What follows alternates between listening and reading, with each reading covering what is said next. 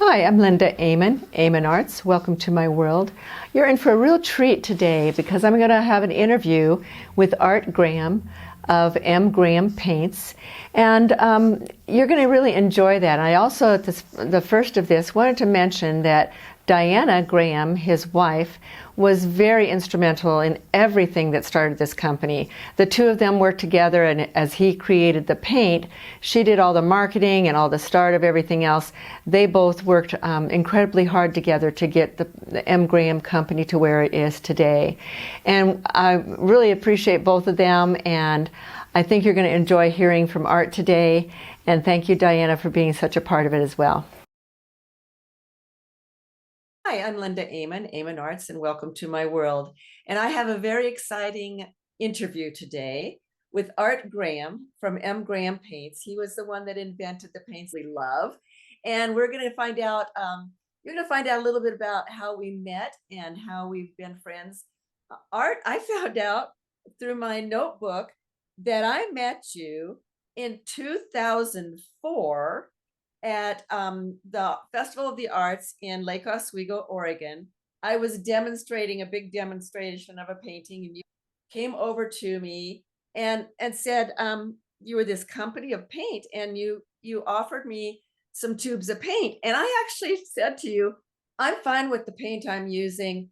That's okay. And you said, hey, they're free. Why don't you just try them? So I went home and tried them. And from that moment on, I was going to get a hold of you. I got a hold of you probably the next day and found you and said, I've got to talk with you. These paints are different, and I have got to get some from you and find out what they're about. So Art, tell me why you went to in business. I think you said around 1999, 2000, somewhere. So I met you fairly new after you had been in business. And what made you decide to make paint? Because you made a number of different paints. Watercolor is my main, and you do oil, acrylic, um, wash, Too. and I've used them all. And tell me, what enticed you to do that? It was what I knew how to do. Okay. I had worked for Grumbacher, one company, for the longest time, and sort of worked my way up from the laboratory into marketing, went to night school, all of that nonsense. And then they decided to replace me at one point with a couple of 20-year-olds. Oh, So I said, I need to find some way to make a living. What shall I do with my life? And okay. I loved making paint. I loved making paint for Grumbacher. I loved working in that industry. I loved the whole industry, and I loved the artists, and being an artist myself, and Diana, my wife, being an artist. We just thought, well, what would be better than actually making color for artists and sort of making it differently so that they're even happier than they are already, which is kind of difficult because artists tend to be pretty happy people. Yeah, So, yeah. so we set out to do that, and we met you shortly after. It was only a few years after we had started the company. Because I hadn't And even heard of you when you gave me no some. one, Linda, no one had Not heard until I got on board, and then everybody knows of about it. it. No, so we were at the show trying to show people that we existed and that we had a Right. product and that it was a nice product. And we saw you, and you were surrounded by this throng of individuals, all of whom were totally enraptured. And said, maybe if I give her some samples, she might like them, or at least she'll remember us, right? So I walked over, and then of course you did tell me that, well, no, I'm quite happy with what I have. And I said, well, that's fine, but they're free. Give it a whirl, Yeah. what's to lose? And you did, and then you gave me a buzz. So that Yeah. started our relationship quite effectively. And then after that, you'd come down to the shop and we'd chat, and I'd Mhm. sort of show you how we were making the color, walk you through the steps, show you how we Yeah. tested it, showed you what I did, what I didn't do.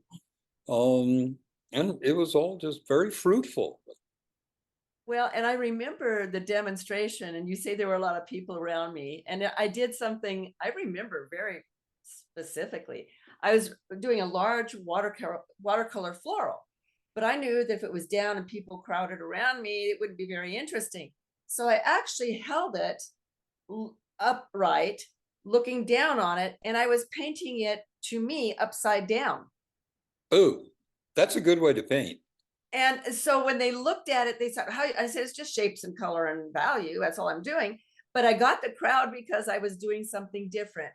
You had your company successful because you were doing something different.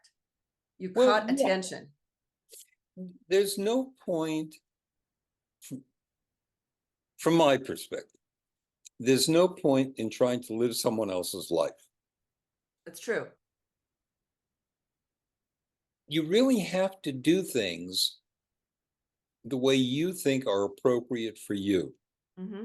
And you wake up in the morning and say, well, I feel like wearing corduroys today, or I feel like wearing jeans today. Right. And that's who you are. And making color is, well, it's pretty much the same thing. It's who you are. It's who you are. And you say, well, what would I like as a painter? What would Diana, my wife, like as a painter? Hmm. Um, and let's see if other people might like that too. And of course, we had to make it a little differently because it's a very crowded racetrack out there. Absolutely. And, I think the largest company at the time was Windsor Newton, and I think they were selling something like $450 million worth of art supplies. And so here we are with this little shop in Hubbard, Oregon, saying, hmm, what can we do to compete against that? And Well, you did, because that's who I was using. And I basically, when I found your paint, and we'll talk about the differences in the paint, but when I found your paint, I just went, this is so much higher value to me as an artist than this other paint. So tell me how you made it differently. And then I'll tell you as an artist how I saw it differently. well, there were a couple of things that went into that. The first thing, having a pretty extensive background working with another manufacturer for 20 Mhm. some odd years, I understood that there is something called a profit motive, and that sometimes the profit motive will impact a great deal in the research and development and the production of any given product. Right. And we said, well, let's not worry about that part. It's kind of like, if you build it, they will come. If you make it Mhm. properly, people will enjoy it, and you'll be able to support yourself by doing it. So we said, Right. let's not worry about whether or not this is profitable. Let's worry about whether or not this is really as good as we can possibly make it. Good. So said, well, okay. And that entailed doing things differently. Mhm. It- More pigment, higher quality pigment. We really searched high and low for, I think, the best domestic and European pigment manufacturers we could find, Wow. because it's really astonishing. You can get a phthalocyanine green pigment from one manufacturer or another manufacturer. One will be weak, the other will be strong. The weaker one, of course, will be less expensive. The strong one will be more Right. expensive. But it then presents certain difficulties. How do you incorporate it into a paint paste? And I know that's a little on the technical side, but sometimes it's more difficult, sometimes it's less difficult, and then Right. you have to work your way through that.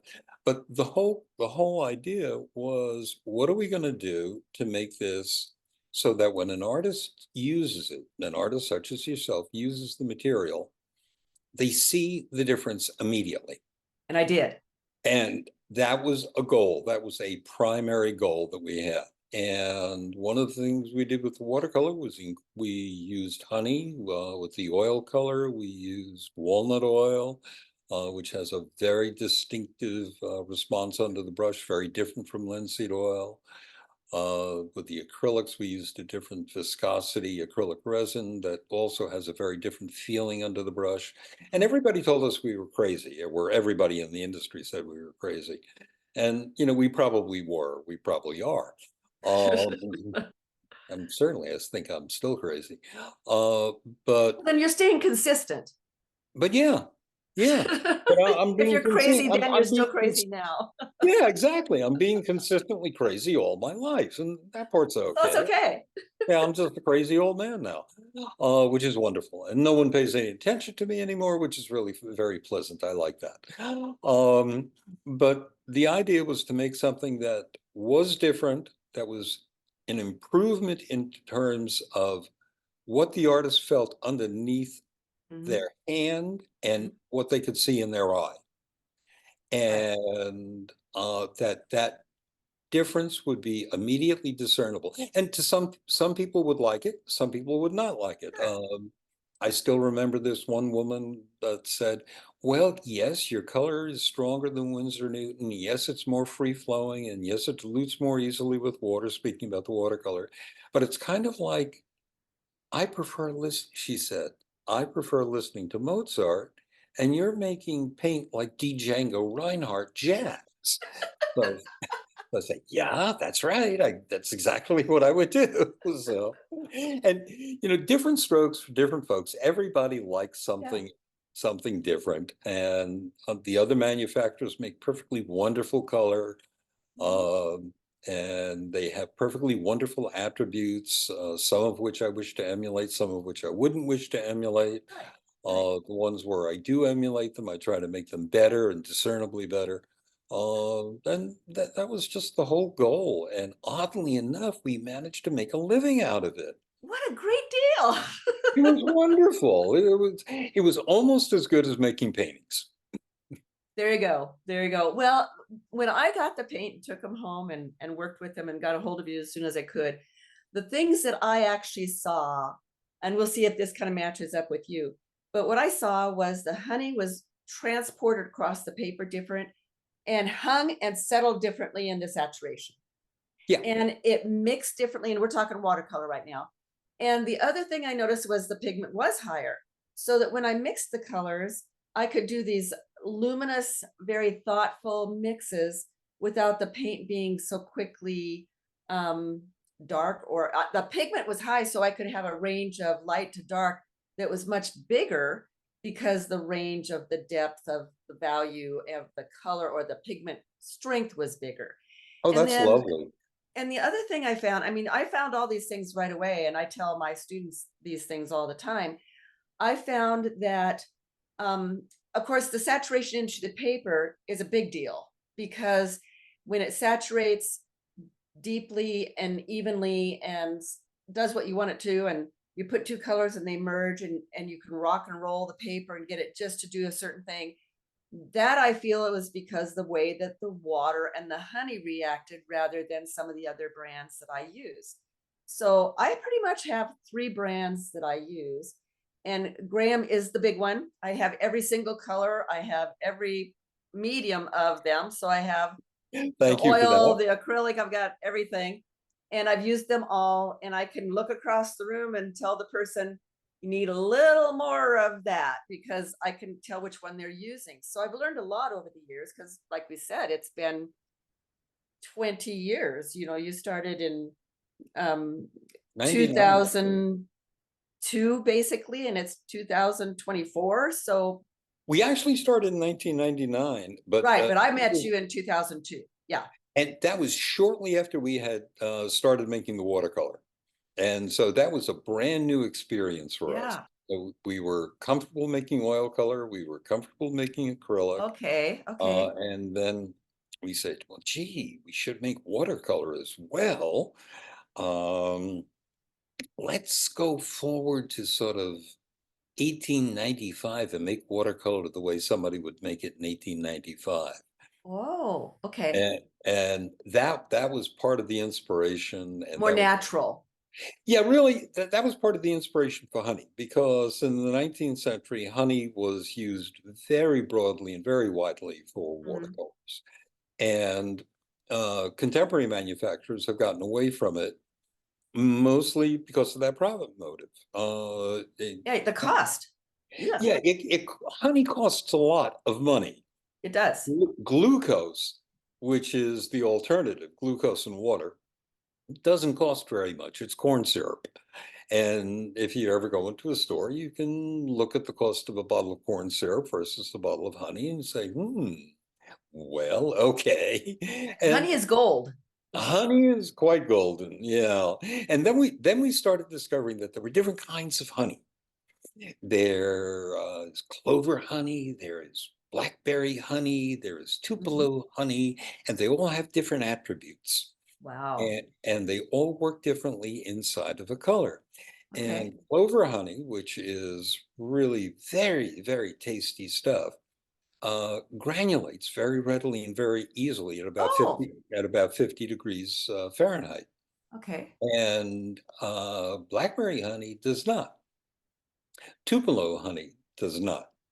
And we said, well, wouldn't be good to have granules of honey coming out of a tube of colors. So let's see if we can avoid that. Mhm. And so the decision was blackberry honey. We would have used Tupelo honey, except that it's very difficult. It's made in Florida in certain areas, in Louisiana in certain areas, in Mississippi in certain areas. But But it's very blackberry you probably got from Oregon, blackberry we got from Oregon. Yeah, right? exactly. Where you Exactly. Well, manufactured the paint. and which so it was local and it was easy to Good. obtain, and so we said, so all right, a little more expensive, but fairly reasonable, and it works very nicely, so we liked it. Good. Good. uh, So now some of the ways that I described, I discovered differences. Would you say that some of those match up with what you were hoping to accomplish? yeah, exactly. We were looking for a way of making something that would immediately appear to be stronger, Good. something that would immediately appear to break down more readily under a brush full of water, Hmm. and something Okay. that would disperse much more readily upon the surface of a piece of paper. And that was an interesting sort of journey. The the issue we had to deal with was different manufacturers of paper make different surfaces for their It does. watercolor paper. Yeah. And watercolors, everybody's watercolor reacts one way on a Fabriano, another way on an Arches, another way on a Whatman. I don't even know if you can get Whatman anymore. Um, and where would you find the sweet spot? What should you use as a standard? And we finally decided on Arches 140-pound cold press, That's what I use. because that's what almost everybody uses. And we said, okay, well, yes, That's Watman's the very that's the good ugly one. paper. Okay. Yeah, Fabriano makes a beautiful paper, but Arches is the big one. Arches is the one everybody's using. So if it works really well on Arches, then it works reasonably well on Fabriano. It works reasonably Right. well on Whatman. And if it doesn't work on Joe Blow's inexpensive watercolor paper, I really don't care. Right. Because the people that are going for the top quality of a paint are generally going to go that in a paper as well, a good quality paper. Exactly. Readily obtainable, Hmm. good quality, and reasonably consistent. And Right. I say reasonably consistent because I've seen some very wide variations in the surface sizing of a lot of different papers. There Arches, he is. There he is. In fact, from one batch to another from one batch sometimes. to another, some of them will be very hard surfaced, some of them Mhm. will be softer. And how do you contend with that as a maker of color? Right. Because somebody will be using your color on one batch of Arches, and then they will use it on another batch of Arches. And the next thing you know, you're getting 400 phone calls about, why is this different? What have you done? Well, it's the Well, paper, not us. it's So the you paper, it's call it not me. arch. Maybe I've been saying I call it arches. I've probably been calling it wrong all the time. Arch. No, it's you say tomato, I say tomato. Uh, Okay. you Okay. know, I'm from New York originally. We always called it Arch. Who knows? Okay. I Okay. have no idea what the So, French call it. okay, so I have another thing that I think is funny. I remember early on, um, when I got to know you a little bit, like I was talking to you not too long ago, that we were kind of like, you're a manufacturer and I'm an artist. Let's get this idea together. And it's interesting because I've done that with brushes. I've done that with companies that are putting out different surfaces. I'll actually try to get down to the actual owner or manufacturer and say, can you give me some input? And I asked you one time, I said, Art, I hate to bother you, but because there must be thousands of people like me that want to talk to you about what are your thoughts behind this painting and how does this one perform? And can you tell me the difference or, little scientific, as best as I could be scientific. And I remember your response was, no, there's really not a lineup of people like you. No, there is not. Linda, you're really very unique in many ways. And in that way, you are particularly unique. Most artists that I have met, and certainly I've not met every artist, so I really can't speak with the greatest No, but authority. from your experience. But from my experience, most artists are not particularly interested in why a manufacturer does what a manufacturer does. If the material works to make the image the artist is interested Mhm. in, that's what they care about, and that is as it should be. Right, right. And so, okay, no, you're unique, and you should enjoy that. I do enjoy that. And here's the thing that I think is funny. I would every couple of years, because we would talk on the phone once in a while, and we still do. And I would call and say, okay, can I come over and just sit with you on the back pallets of those, of the Sure, why not? manufacturing? And can we just visit? And you'd say, yeah, sure, come on over. And so we became a relationship of friends in a a world that we were both in of the arts. Yeah. Instead of just manufacturer artist, we became that I would call and I'd go and meet your people that were doing the work. In fact, let's do a little share on the screen here. And um, you let me go back in the real working area. We're both a little bit younger, perhaps. Hmm. I was fatter, certainly. Well, we turn better in different ways, don't we? So I just found it the day that I went in and you were making the paint, and I met the ladies and the people in your business, and I know some of them in the office, and I mean I got to be kind of like, oh, Linda's coming over, okay. But the day that I got to see the paint, I just could hardly breathe because it was so exciting to me to see this paint come out, and then I got to see where it went over and it was tubed, and you were very thoughtful of making sure the tubes were all full. And I remember you saying something about that batch isn't very good, ladies. You need to take and squeeze all the paint out, and we need to do another batch. And um, this Yeah, picture is that just would precious surprise to me. people. Yeah, this is precious to me because we were both loving the moment of paint. So I thought I'd share. Well, thank you for that. It's really it's how one approaches it, I guess.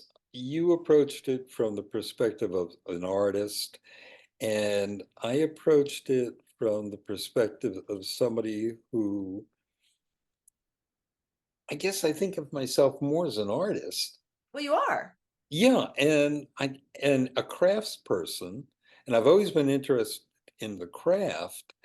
Um, so I don't think of myself as a manufacturer. I never thought of us as a corporation.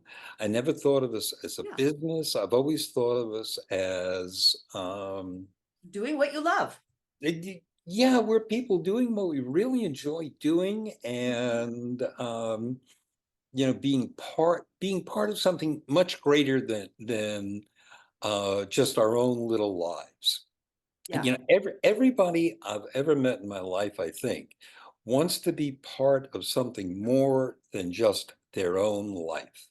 that's true. And to the extent that we could do that and join with you and others, it, we really felt like we were part of something very, very much bigger than just ourselves.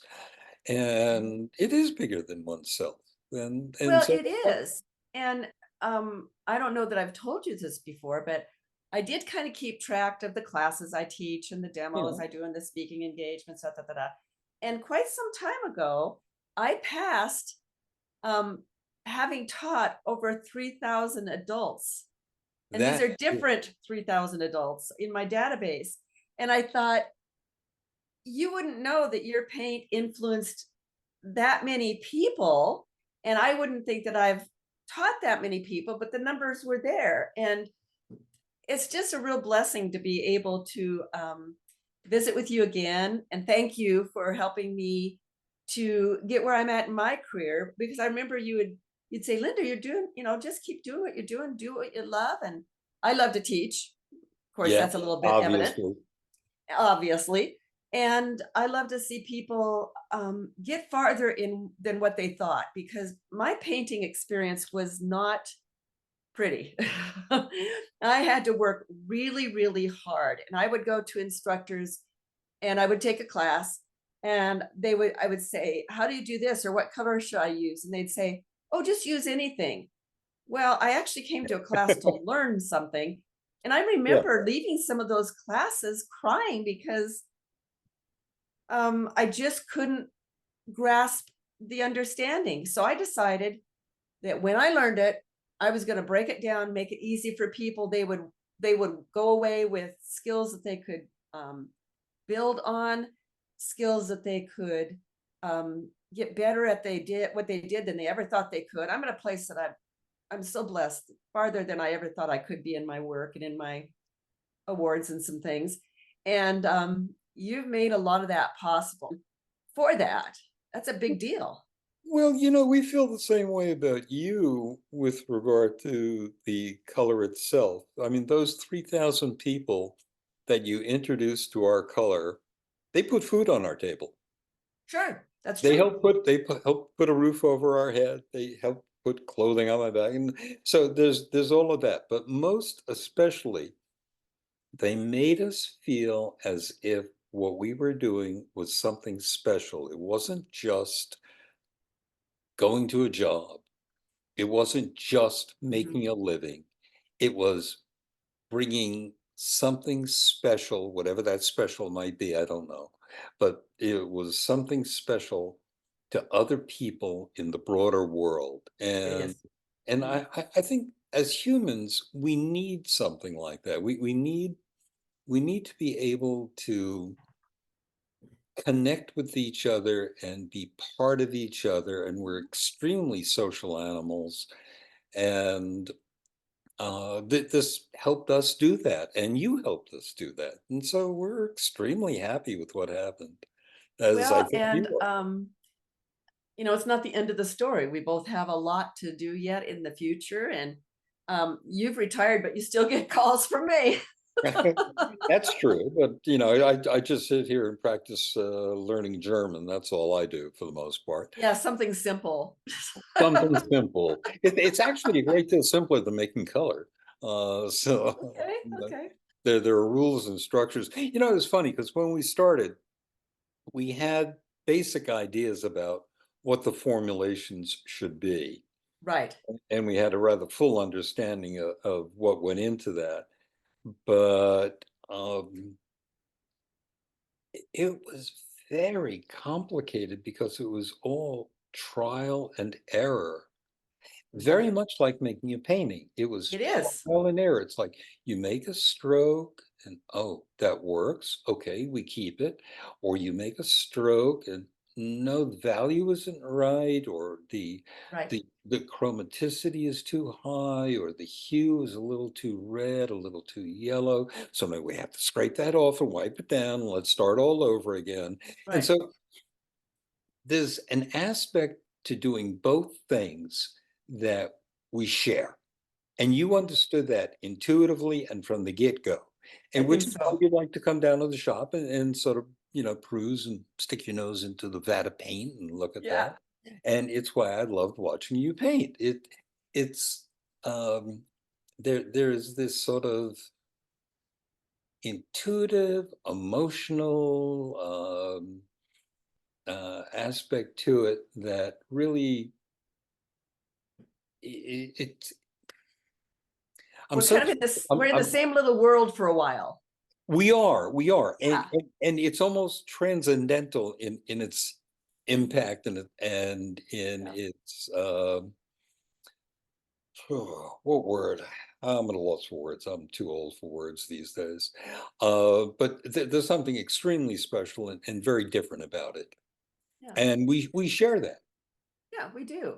And there's a lot of other people that get to share that too. So, one thing I do want people to know through this interview is they've found out by now that Graham is my top paints of all the different mediums.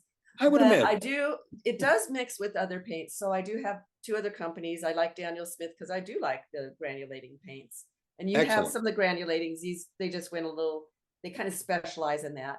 And then Holbein, I've been impressed with certain colors of theirs that I can go together. But what I I've been really, impressed by both those brands as oh, well. good, good. That's good to know because I don't think we've really talked about that in the past. Because I think they're both excellent brands of color. yeah, and what's really fun is to take the gram and you take a color that doesn't granulate, and you'll take one of the granulations and you'll kind of let them meld on the paper because most of my painting is not a what I would call a soup mix in the palette, and I'm talking watercolor.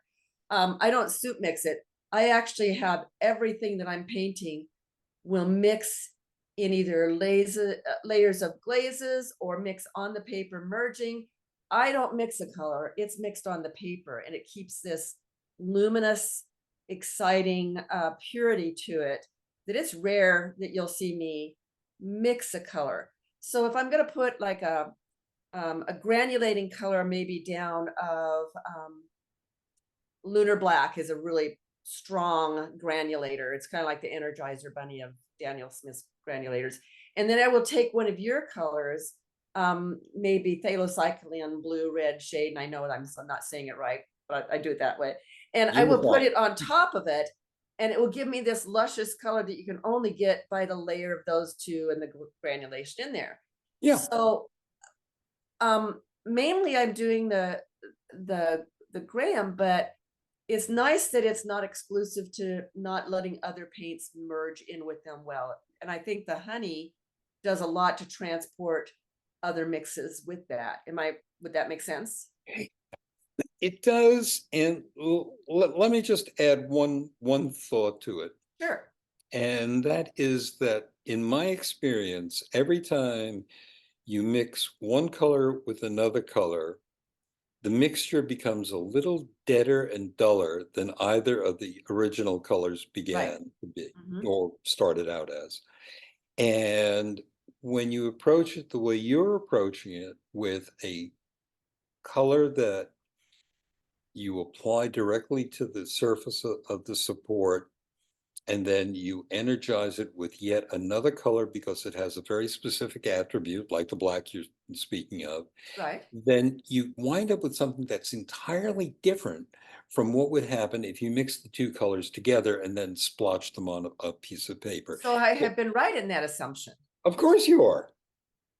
Oh, this is a bonus today. Because I feel it's a difference. And most of my artists I'll say, why don't you change from mixing on the palette and mix it on the paper? Because I think there's a purity between the two There is. that, especially a luminous, if I want a luminous color, that doesn't get dulled down. So there's a Exactly. scientific reason that's true. Absolutely. Absolutely.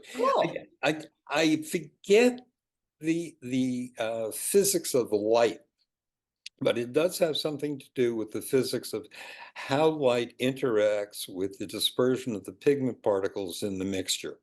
Okay. And if you do not commingle the colors first, but rather apply them directly to the surface, the light strikes the pigment particles differently, and therefore you wind up with something that's inherently more brilliant. And Yeah. why that is, well, that's above my pay grade, but I do know that's what a physicist would tell you. Well, I think the other thing is I don't mix it like a big mix. I let them anytime you're going to merge two colors together, you're going to get a variety of color rather than a mixed color. And that's another reason I do it that way. Well, Because it's kind of like humans finding a relationship at a party. You're about to have a big party in your house, mhm. a 17-person dinner party, if I remember correctly. Yes, we are. All right. Now, you cannot go around and commingle each of your guests until they become one just humongous mixture. You're going to allow them to interact with each other and to form their own mixtures. That's true. And you're doing exactly the same thing with color. Yeah. Colors are like people, they're like individuals, and they all work differently. They have different lives, they have different attributes, and let them Personalities. personalities, let them be who they are. Right. In And fact, I tell my students quite often, I'll say, don't put those two together because you're on a playground of different personalities and those two fight a little bit. yeah, exactly, Or exactly. they'll merge or they'll push each other away. I just Or find those that it, if I would have had the brains that you've got, I would have probably become a scientist of some kind because I love the little itsy bitsy things that I can learn about paint and how it does what it does. And I think I'm going to start to blush now. So well, it doesn't show, so you're okay. So, okay, good. is there anything else that you would like to tell my artists that will hear this video that I've left out that you would maybe want to say? You haven't left anything out, but what I would like to emphasize is just be who you are, be Good. yourself, and let accidents happen Yes. because sometimes they're really lovely, but you're I never going to know until you try.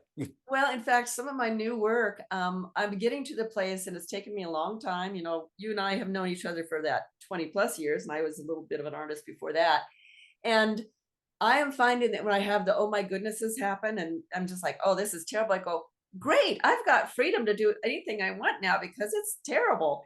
And some of those will become prize winners because I've allowed myself to have the oopses inner change my thoughts of where I was going and experiment the next thing. And it's really opened up a lot of places for me that are fun. Linda, is that not like life itself? Kind of is, isn't it?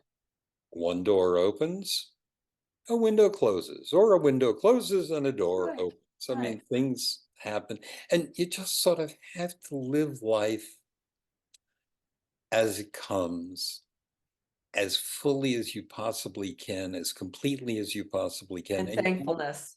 yes, and you have to paint the same way. I mean, Good. you really, you know, you make a painting and it's the same thing as living your life, I think. Well, good. Well, Art, I so appreciate your coming on today and taking this time. Um, Well, we're not hopefully I sitting on can the do back that. pallets in the workroom anymore, but it's just such a pleasure for me to be able to visit with you and kind of reminisce a little bit and let people know the person uh, behind the M. Graham paint that we that I've been talking about to all my students. It's a pleasure for them to get to see why um, I feel I've got a friendship with you. Oh, So you're so sweet. thank you so much, Thank and you so much. keep keep working on that German. I guess I wouldn't know if you said it right or not. So Yeah, I wouldn't know if I said it right or not either. It's one of those things. It's an odd language with a unique sort of vocabulary and very interesting sentence structure. But it's keeping you young, right? well, it's certainly along with exercise helping me keep my brain alive. So That's there we good. are. I'm still alive. I'm still That's true. functional. Yeah, I, that's true. I don't And have I a lot of memory left, but I have some. Well, I You think we did pretty good between us today. How much I had fun today, and we'll get this put out there for people to enjoy you. Thank you very Well, much. thank you. Have a good one. You too. Bye bye.